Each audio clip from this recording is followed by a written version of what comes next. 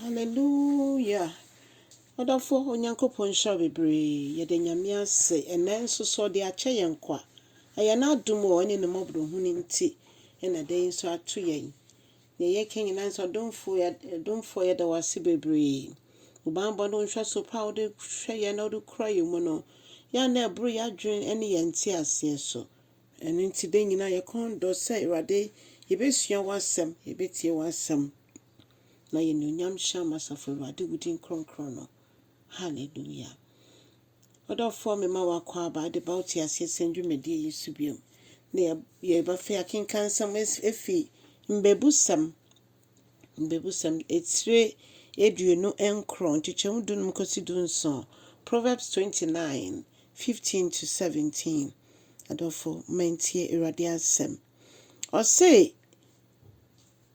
antiantia wo hoi anase atenetene wo hoi. Ede nyansa ena eba na abofra ogu ne maame ani mu ase no eya abofra ne kese yantenetene no adofo nom enede be na yehu awofo mpo ede omoma eche omokwanpa no a emofra betie enamfofo echense de ombetie awofo na de oha bebre abebusua mu ebusua bi oho a ebusua ne ye omo ye gidifo nyese bia asorkofo keke omo ye gidifo nyame nkrofo nyame nkrofo akese obehwe na ekwan a ebia wode wo ma efa so no na emofra ne bi etimi asori etia onyame asem a wode no efem ana wode ma no edu baby obetimi etie enamfofo mpo akasa nyame bi ni ho nanso dofo enye wa ho ode na obetimi de aye ma oba etise no wetimi abre ne ho ase na waje Ewurade wogyae no hye Ewurade ankasansa ai wakasa ensoso no asode no da so ho eno na edi adanse ese so onipa bi kasa na ne ba ye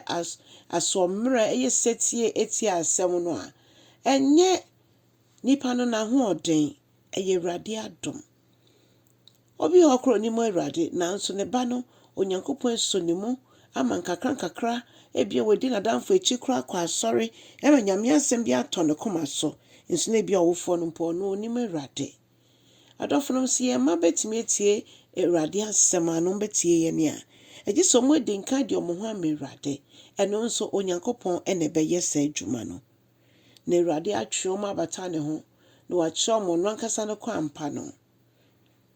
na asho ne din konkre ni onyam o se nia oni me Ewurade otimo din ni eti oman so a oman no ensi ni yie nanso sankrofo no nyankopon enhwe omo saa kwase ontena sia no nkunkum nipa na onseye ade da bi nebre eba ne yan se yen yakoso aboye mpaye ti ejidifo a ye setie ma onyankopon na ye mpaye boso hye no ho ni onyam eno nti ye de ne se yen fati bia se de tie bia no ye fa nkompae bom ne ye free ye maso e de ba omo a ete oman akonwa so na afi o se wotinetena abofra obema wo asomdwe na obi biara otie onyame anaso obi biara ode ne ba efa saa kwan no so no onyankopon dum no ma ne nya na asomdwe na onyankopon ma na koma nije odofo ebia na ente saa ema ebia na wache oba no kwan so fa so nanso onfa so just wa free kwan so kra koso abompaye se kasa bebrebe no kran no nesesa bebi eye Ewurade intenne asem iba ma ya abaatan se tibia ben ene ye mawom se ye papa se ye bone ye mfom nko Ewurade nim ewo mpaebom no nyankopon onim kokuo mo nsem no otie yesufra obeye yakoma so ahwede nyina e de amayen no nam kwan sunko bi so amayen asomdwe ɛne anigye ɛwɔ yakoma mu. Bible sɛ kyerɛ abɔfra no kwan a ɔmfa so no onyini a ɔmfiri so. Sɛ bere a ɔsɔ yi ɛna ɔdi nnamfofo akyi a nea wadua wɔ ne mu no sɛ ɛteɛ bi agu so ɛfifi. Ɛbere pam no bɛhu sɛ na afei na ɛyɛ ade yɛtumi te so aba. Ne kyɛ sɛ na abɔfra no afei de n'ani aba ne ho so ɛde ne ho ama Ewurade. Onyankopɔn nhyira wo sɛ wonyaa mpaebɔ da kyɛ asɛm no nso. Amen.